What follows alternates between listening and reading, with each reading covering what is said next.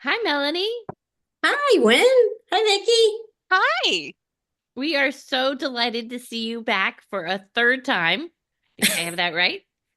Because we Yeah. love our conversations with you. And in fact, right before we hit the record button, I mean, we already started to go down the talking about writing, all the wisdom, how to come up with pieces, and then we're like, wait, we got to get this on the. Right, right. We just Yeah. started talking. we just we we're good at that. I know. We're so good at it. But we're so excited. So excited to spend Yeah. time with you. Yes, Well, Yeah. I we just like appreciate it. the offer again. I feel incredibly grateful. No, So, it's fun. one of the reasons that we invited you, because we just love to talk to you. I mean, we don't really need a reason, but we True. loved your recent post, Growing Up Fast in 1978. And, it felt like just a sneak peek into your origin story. And I'm wondering if you can tell us the story about that post and what inspired it and, your writing process. Sure. Um, I am interested in memoir, and so I have focused very hard over the past 3 years in doing that. It's been a journey, I have to say. It's a difficult subject matter. I didn't know if you wanted me to go through the story some Yeah, or sure, yeah. sure, okay. So the story, which originally I will say was going to be the beginning of the book. But we'll talk about that on the other side. But basically, the story was that I was a freshman in college, and as part of a work study financial obligation, I had to do some work and I had to clean dishes, is what I had to do. So the story begins with me in Huffman Hall, and I'm in the basement, and I'm not crazy about being there, but I see the tower of trays that, I got to get to work. So I get to work and I grab a few trays and the plates and I get over to the beginning area and start scraping the garbage in and stacking them in like a scratchy old green dish rack. And I push it along the rollers. And there's a sprayer hose that you have to spray real hard, before you put it in, and then you push it through the commercial dishwasher that's there. So I wasn't in a very good mood because, well, first of all, the work, but more importantly, like I was supposed to be sharing it, right? There's supposed to be somebody else there, but that person is called in sick. So I went back and picked another, and so on with the dishes. And then the song by Stevie Nicks and Kenny Loggins came on.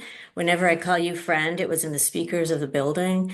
And I just, I love that song, and it was something I knew. Like I could bond with that song while I was Hmm. doing this stuff that so I really enjoyed that. So ultimately it was, Kenny, Stevie, and me doing the dishes. But it was Yeah. okay. I got in my groove. And then at one point, I think I was putting in some small juice glasses. And as I was pushing them towards the dishwasher, I sort of looked at that gaping hole differently. I was starting to think about how I hated the work I was doing, but I was grateful because it meant that I was actually enrolled in college. Mhm. And that was in jeopardy for a while. And that thought about being in jeopardy just like I'm looking in it and I'm all of a sudden it's just sort of darkness and my mind kind of twists and it's taken me where I don't want to go. I don't want to think about these thoughts. I don't want to think about the memories I'm having, but it didn't work. Suddenly it was 6 months prior to that moment that I began to think about. And 6 months ago, my dad had still been trying to be happy, doing his thing, still trying to be happy. And 2 weeks later, he was dead. And it was so sudden. Um, he was 50 years old and he hadn't died of like a car accident or an illness or a heart attack. He died from addiction. Mhm. And that addiction was something our whole family had collectively faced my sisters and I's entire lives, and my mom, her entire married life. And he abused alcohol and sleeping pills. And his death certificate said it was he died from an acute intoxication of the synergistic effect of ethyl alcohol and secobarbital. So it was just so shocking, such a shocking moment in our lives. And just those weeks that followed, I just kept thinking of a million things, but almost all of them kept returning to the fact that it was just going to be my mom and myself now. And that was creating a great anxiety. My sister had married, and she was off with her husband, who was training. He was part of the Major League Baseball farm team system, and he was training to be a left-handed pitcher. So he was not, or she was not going to be around that often, somewhat in the winter months, but it was pretty much my mom and I. And I just felt this weighted responsibility that I need to take care of her. Yeah. Dad can't do it. My sister can't do it. So ergo me. But I also knew I was going away to college, but was I? And that was what I was thinking about. So that was difficult. We kind of talked about college, but we didn't really. As I looked back on it, she just let me know, well, she wasn't going to be able to help financially. So undeterred, I still kept going to my college counselor because I didn't know any better, just like, let's keep going forward. And I selected Denison, and she worked out this amazing financial package for me. I mean, it's everything under the sun, a state grant, a loan, a scholarship, the work study program. And then I was starting to receive the checks from my dad's death. As a minor, I began to receive his death benefits from Social Security. So there was a little confusion about that because she thought she was supposed to be receiving the checks.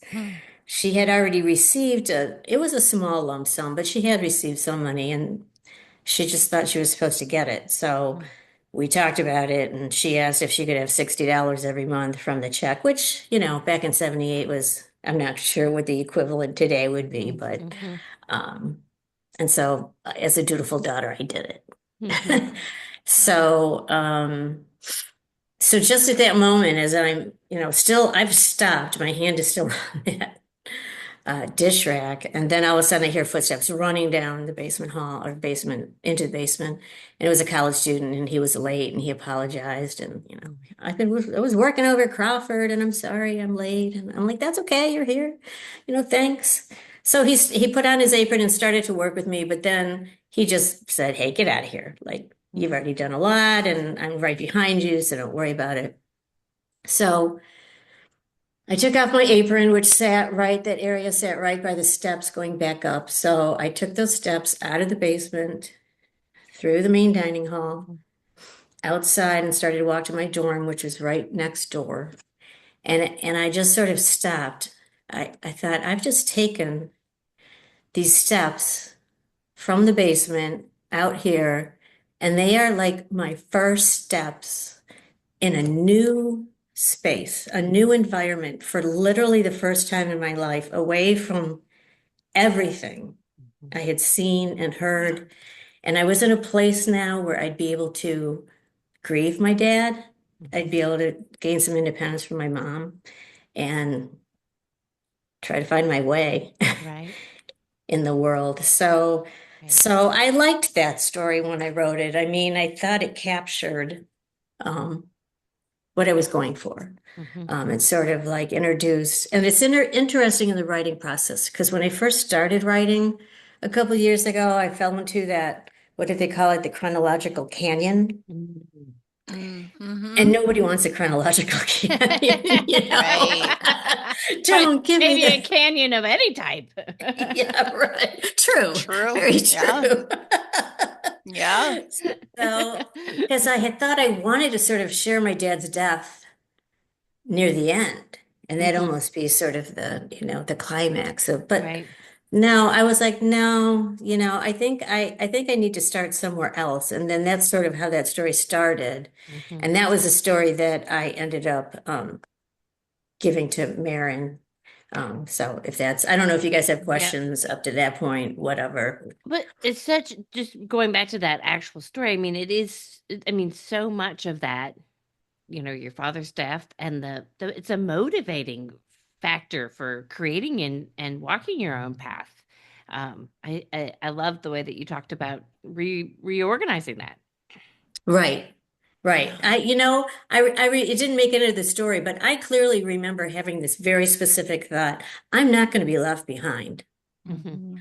I am not gonna, I want to go to school. All my friends are going to school, and I'm going to make this happen somehow. But I didn't, I mean, I couldn't come up with the money Right? myself. So I just didn't know how that was going to work. So, I'm in debt to Yeah. the counselor who Mhm. who helped me find my way in that regard. But Mhm. Well, Mhm. I wanted to tell you that, as someone who's worked with a lot of individuals kind of across the lifespan about dealing with grief, I think your story is such a beautiful example of really leaning into a moment, Mhm. when there was clarity there, but you could have so easily dismissed, that moment staring into kind of the dark, empty dishwasher, mhm. and the all that came, as a result of really allowing yourself to feel in that moment. It's super powerful, and I know you got probably not nearly enough, positive, nods from your readers about the poignancy of the post. And it was as if we were there with you, including the part, that's not lost on me about how difficult grief is because it's this constant Mhm. teetering back and forth between I'm okay, I'm singing with Kenny and Stevie, and it's okay, right? To, in a flash, you go dark, and then Mhm. you're flooded with everything about the loss, the uncertainty, what Mhm. happens. And it wasn't lost on me in that piece. One other observation I wanted to share with you is, as you were dealing with your mom who was dealing with her grief and trying to figure Right. it all out, Right. you like metaphorically gave us so much because you talked about you and your sister Heidi Mhm. needing to bring the color in because your mom was Yes. always going to be, little Miss Black and White. It's in, Mhm. it's out, it's up, and it's down. And grief and emotions aren't like that. But you kind of realized you and your sister needed to be the ones to kind of bring the tones and was so Yes. good. Yeah, that's right. I did talk a little bit about, yeah, my mom was a lot of things. I mean, she's very smart and all that, but she was a horrible communicator. I mean, Mhm. Yeah. she honestly sometimes really didn't know how to deal with her daughters. And then therefore her Mhm. default setting was what she learned from her mom, which was not great because her mom was very, very ambitious in the art world, was an artist, and, didn't have a lot of time for my mom, didn't Yeah. have a lot of Mhm. interest, Yeah. in spending time with her. And so mom never learned sort of that evolution of that mother-child relationship and the give and take and just the rising up together through life. Yeah. And so she just parented in the black and white and gray tones that her mom had shown her. And Mhm. Yeah. so we just didn't get color. Mhm. Yeah. Heidi and I did not get color. We didn't get the yellows and oranges of, great job, Melanie. Congratulations. That's great. Or, Right. a hug or Mhm. we just didn't get that. So we ultimately learned to just provide that ourselves. Yeah. Mhm. Which is You what know, I we, love so much. You didn't linger there. I mean, it's a difficult thing, to Mhm. find your way through, even when grief isn't an overlay on top of it. But you mhm, kind of knew you needed to find your way.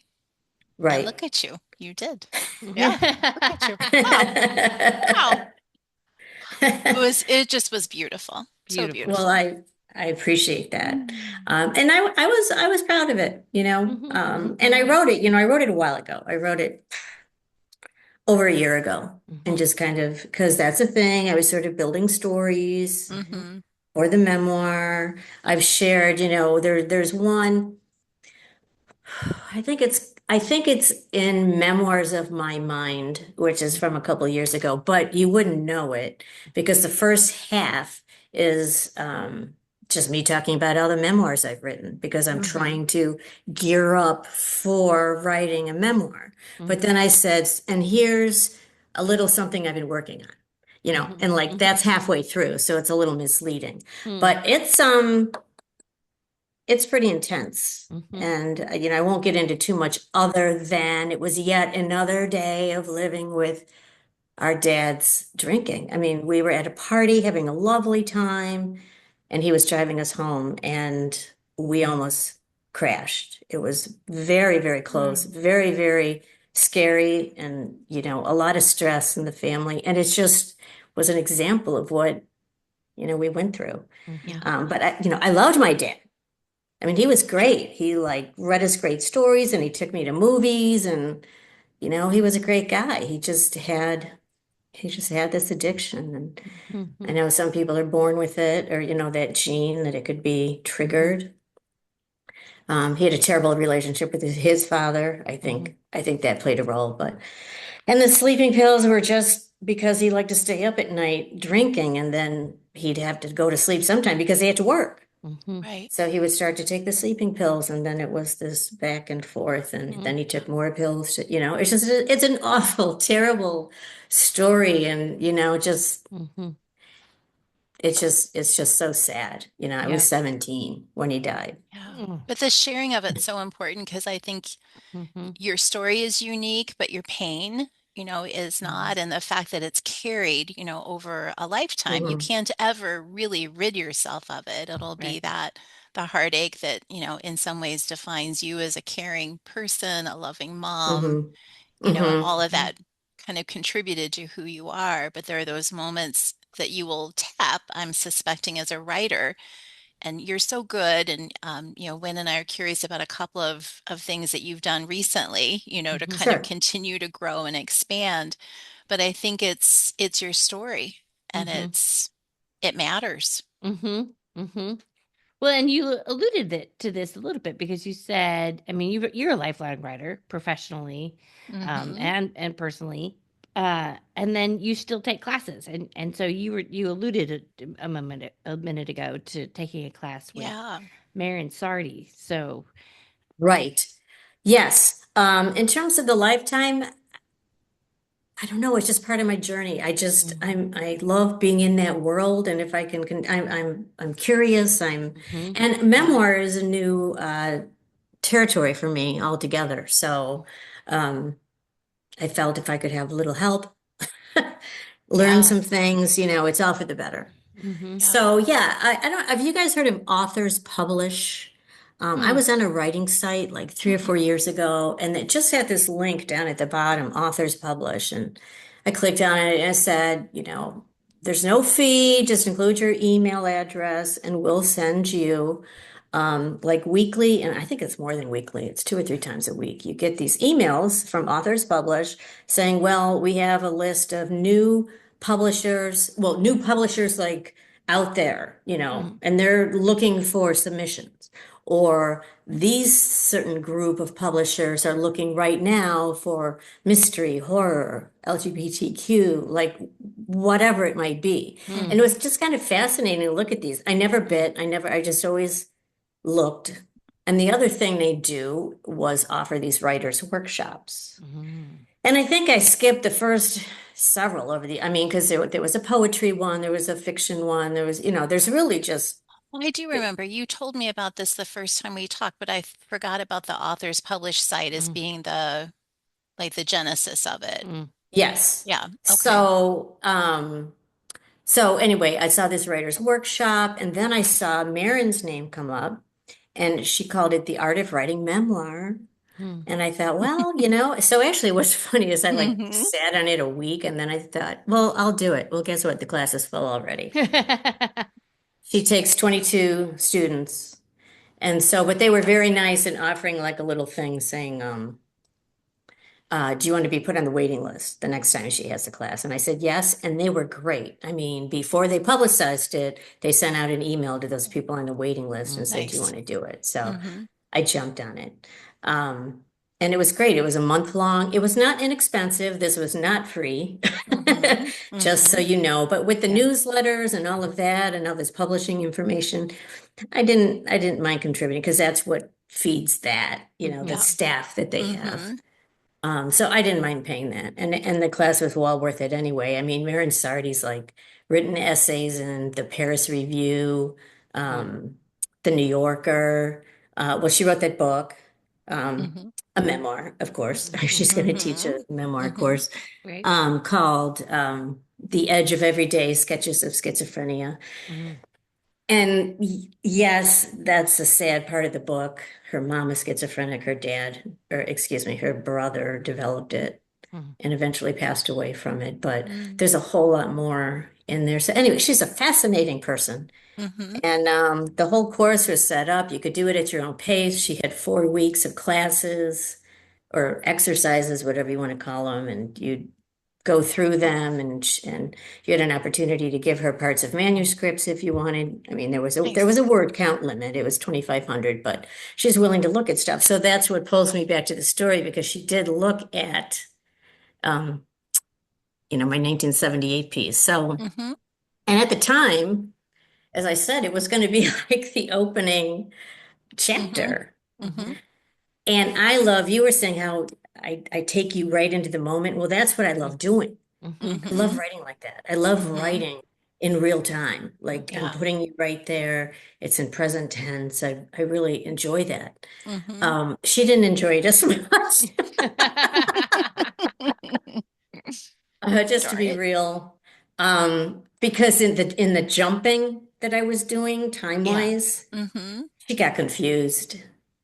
So she offered, she just said it's important, if you're going to write a whole memoir, like, but you're going to put the beginning in present tense and maybe do that somewhat that like that's Mm-hmm. it's gonna be difficult, Mhm. for the reader, and you don't Gotcha. want to do that. It's very important for the opening chapter. So then I said, I was kind of being a little stubborn. Well, what if I do it as a prologue?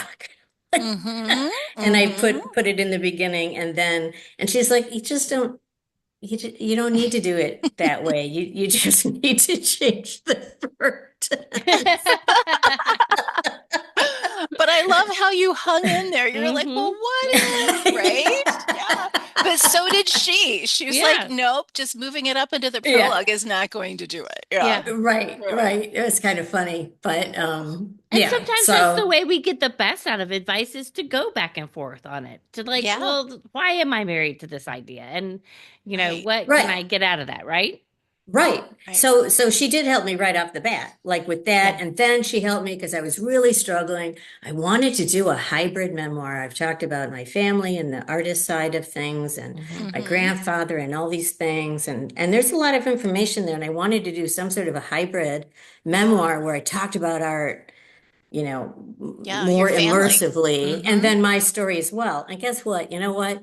I finally decided this just isn't going to work. Mhm. Like, Mm-hmm. if I'm going to tell, I mean, I can have pieces of art in there. I did interact a lot with my grandfather. I Mhm. can bring that in Mhm. Mm-hmm. easily. And that would work. And even with mom, obviously it would, I can bring that in too. But it's just some of the things I was gonna add about a lot about him and Mhm. whatever. It was just almost like two different books. Mm. So and I actually sort of learned that from the next author we were maybe going to talk about. Mhm. I was just muddying it up too much, but now I have Yeah. clarity. Now I I know see because that. because actually Mhm. I I see another way that I didn't really think about before. It's a little more Yeah. Before you, painful to go through, but yeah. Mhm. it's a good thing. Yeah. Before So you anyway, talk that's about that next resource, though, because I love that yeah, yeah, yeah. that you're dovetailing into that Yeah. for us. But I have a question because you have so much that you could tap about your grandfather and, Hmm. the art world. Mhm. Are you thinking then to just take that one step forward, that in and of itself is a project to do something that's more of a biography? Or are you just putting that aside altogether for right now? I think I'm putting it, I'm not opposed to what you're saying, but right now it's Hmm. almost like that mountain of memoir Mhm. is big. Big Gotcha. enough, right? Okay. Um, But I have so much information about him. I have these, books and books and books that my mom kept this stuff. So Yeah. I got to give her credit for keeping it.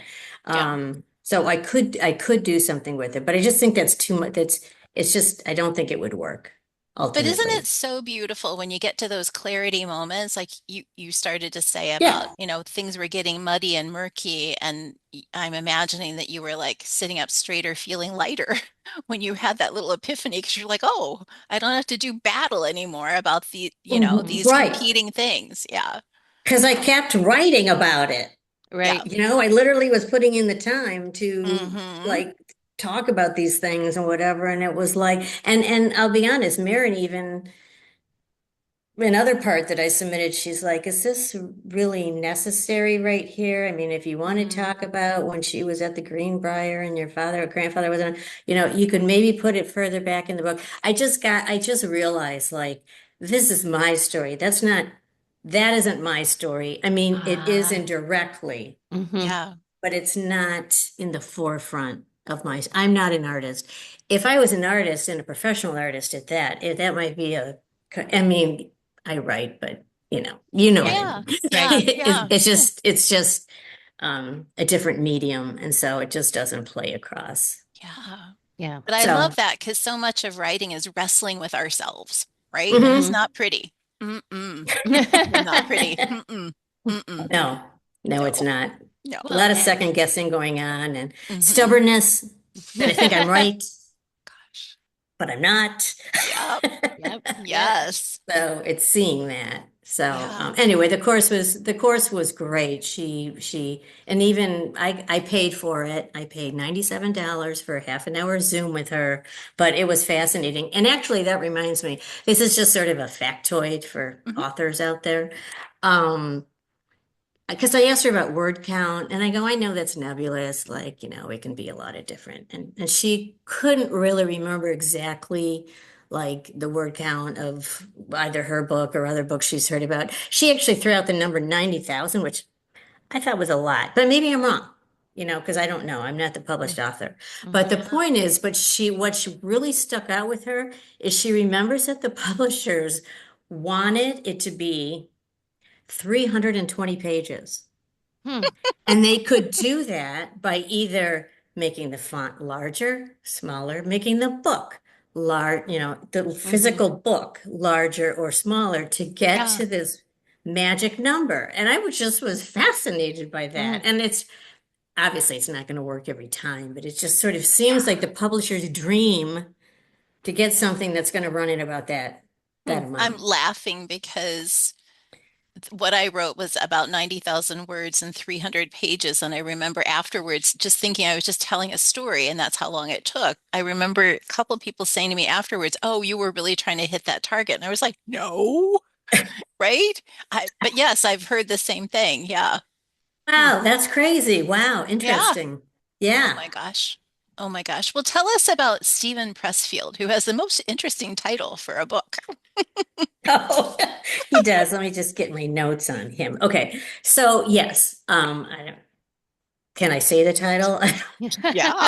Yeah. Okay. Yeah. Well, and I didn't give you what do you call it? What's the second half of the title? I forget. There's The colons and then it goes. subtitle. Oh, yeah. Yeah. So, it's nobody wants to read your shit, why that is and what you can do about it. There was that second half to it. Yeah. What a So, I title. mean, talk about just getting to the point, but that's what I Yeah. loved about him. He just gives it to Yeah. you straight. He is super, super, like ridiculously short chapters. I mean, sometimes they're just 2 pages long or something. It's just, Hmm. I don't know. He Hmm. seems to have these ideas and he throws them out there and each one is a thought and whatever. But at any rate, so he was a writer all his life too, or wanted to be, but he was in advertising. I don't know, he tried to write novels just on his own. He failed. He failed. He went out to Hollywood for a while. He tried to write screenplays, wasn't too good at that. And then finally, he this novel came to him, The Legend of Bagger Vance. Mm. Have you heard Oh, about that? I know Mm-hmm. Will Smith yes. and Oh, Mm-hmm. yeah. somebody else starred in that movie. But anyway, that's sort of his biggest claim to fame. Mm-hmm. Yeah. But I wanted to read actually because I think it's interesting. why he titles his book the way he does. Mm-hmm. When you understand that nobody wants to read your shit, you develop empathy. You acquire the skill that is indispensable to all artists, the ability to switch back and forth in your imagination from your own point of view as a writer to the point of view of your reader. You learn to ask yourself with every sentence and every phrase, is this interesting? Is it fun? Is it challenging? Is it inventive? Am I giving the reader enough? Are they bored? Are they taking me where I want to lead them? So, and then he kind of ends with, if where you take us offers an understanding of life a little deeper, when you move past ego and recognition and offer the gift, your soul as a writer, and offer what is for the reader's good and not your own, you want me to read your shit? Do that, and I will. Oh, God, goosebumps all I Right. know. Isn't that over. good? Isn't that Oh, it's good? so good. So Yeah. there was a reason Wow. for for that. And Wow. he just offers like there's just this little nugget, like I mean, and I will say this about Marin, she was critical of a lot of things, but one thing she really enjoyed was my voice. Oh, And she said, yeah. you have a great voice. Like just stick with that. So I appreciated that after, being hung out Yeah. to dry on my versions. But isn't But that the anyway, best thing to hear? Because you can't, I think, Wynne, tell me if this is something you and I have talked about.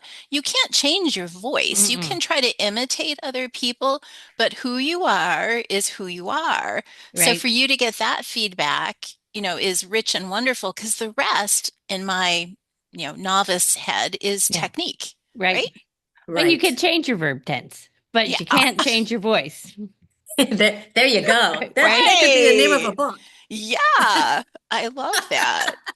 I love that. But I think this is why we were so excited to talk to you Hmm. because I think Wynne and I keep finding ourselves in conversations with people that are aspirational, but I think Hmm. everyone gets stuck and you're Hmm. giving us some really good tools, Hmm. and reminders and what Hmm. Stephen Pressfield said, about empathy. Yes. Boy, doesn't that resonate right now? Hmm. Hmm. Yes. What Wow. matters to other people. We talk about, and Vicki, you talked about this a lot. You'll write about your story and it'll help other people. Mm-hmm. But for that to happen, you have to have the empathy that Melanie talks about, Mm-hmm. or, passes on from Stephen. Yeah. Right. Yeah. Right. And you have Yeah. to have the capacity to kind of open up that vein, let Hmm. yourself kind of open up. And to a greater or lesser extent, people then need to do the self-care after. Right. Because writing memoir and, you both are, very skilled at telling, family stories and bringing yourself forward. You can do that, but then depending upon what you need to do a little repair and restoration, I find sometimes people need to factor that in as well, whatever that is. It's not an easy thing to do. Mm-mm. But that is probably the reason why because I have a different kind of story, Yeah. and I know there are many girls out there who grew up and boys who grew up in this kind of environment, and it Yeah. got a little more complicated. Other things happened that I'm not gonna, Mm-hmm. share out today, but and that if I can get this story out and frame it and be a good writer and Mm-hmm. get it done, then hopefully I would love for someone to read it and get help and, Mm-hmm. receive help from it. I would love Mm-hmm. that, like more than Mm-hmm. anything. So Mm-hmm. that's sort of what's driving me. I mean, yes, I'm driven to write because I'm just driven to write. Like I Mm-hmm. just can't help it. So I might Mm-hmm. as well Right. channel it in a way. And Yeah. if someone ultimately reads it and goes, "Oh my God, Mm-hmm. I thought the same thing." Oh, Right. Yeah. Yeah. it's perfect. With you Yeah. all the way. Mm-hmm. A little Yeah. So less I just alone. wanted to share something else about Stephen. I mean, we were just talking about voice, and I just thought this was very clever. Um, he tried to write whatever he was writing, I don't remember, but he realized that he wasn't getting voice right, and Oh. it came across very fake. And he knew it, and he said, this is Ah, garbage, and he would start again. Same thing would happen. So this is back in like maybe the 80s or the 90s. And because he was a writer, he liked to write letters to his friends. Mm. oh, okay. Just that's, snail mail, if you can Mm-hmm. imagine. But back in Mm-hmm. the day, he did that. And so he would, write a long letter to someone and then to, be reviewing it before he mailed it. And he looked and he said, this sounds like me. This is Oh, me. This yeah. actually is my voice. Like, Yeah. Yeah. and so realizing that was like a light bulb moment for Mm-hmm. him. Mm-hmm. Yeah. So even if you're not really writing a letter to someone, like write a letter and don't mail it, or something. If Right. you're struggling with voice, Mm-hmm. Mm-hmm. just be yourself in another context, Mm-hmm. and like, So perfect. Yeah. Mm-hmm. yeah. So Mm-hmm. So, perfect. Easy to lose your way, right? And I know sometimes people will say that writers ought to, the sincerest form of flattery is imitation. So think about authors that you like and try to mimic style. But I think what you're pointing out, Melanie, is that there's a big difference between style and voice. You Mm-hmm. still have to mhm, bring yourself into it. And when you start to layer on what you think something needs to sound like, whether you're Mm-hmm. writing dialogue or a scene or, yes, whatever that is, that fakery, Mm-hmm. it's detectable. Mm-hmm. it is so Yeah. detectable. I Yeah. Right. completely agree with you. Wow. Oh my gosh. Well, So. I feel like I've got so many things I need to like go forth and like Mm-hmm. read Right. and do. And yeah, really Well, great resources. and I love that because the way that Melanie's curiosity sparks us and Yeah. sparks us to, okay, well, not, look at this a little bit different. I mean, Melanie, you just bring that curiosity is such a beautiful and Oh, thank you. inspirational characteristic. Thank Thank you. you. So Thank good. you. So good. Well, we'll Yeah, say till next time. absolutely. Yeah. Yeah. Anytime, but I appreciate you guys are very generous with your time and, Oh, we thank love you. talking to you. Right back at you. Thanks for Hmm. sharing all of this. And we'll link, your beautiful blog post growing up fast in 1978 in the Hmm. show notes and the resources that you've mentioned. Um, yeah, super helpful. Thank Okay. you. Well, Thank thank you. you. It was a great talk. I love sharing what I'm learning It's so because good. I'm We learning love it it. at Always learning. 64, I might add. Don't stop. Keep going. Don't Yeah, stop. absolutely. Yeah.